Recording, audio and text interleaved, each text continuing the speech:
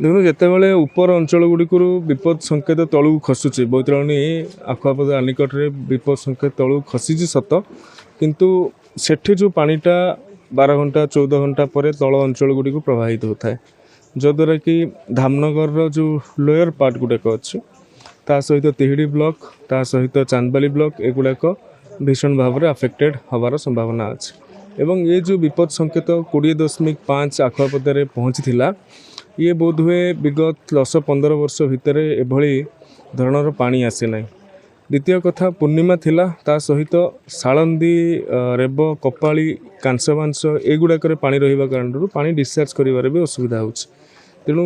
पानी आहरी 2-3 दिन 4 दिन एठी रहिबो लोकों जहाँ आम पूर्वर प्रस्तुति करथिले सही आधार रे कार्य होउछि जो जगह गुड़िकर आप भी देखिपे ये लोकंर व्यवस्था नहीं रोषे कर फ्री किचन व्यवस्था करा जाउछि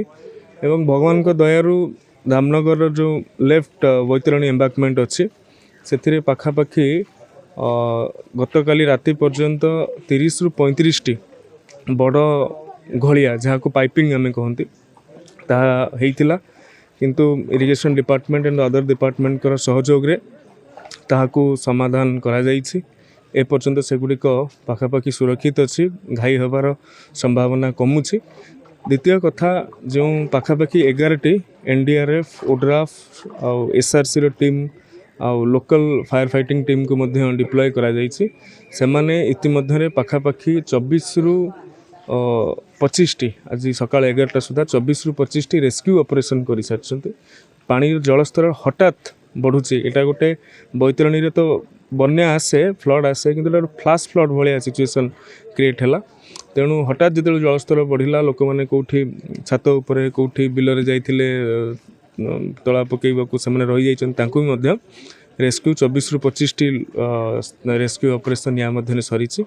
एवं उद्धारकारी दल मानक भी धन्यवाद जेमाने सेमाने राति अंधार रे मध्य निज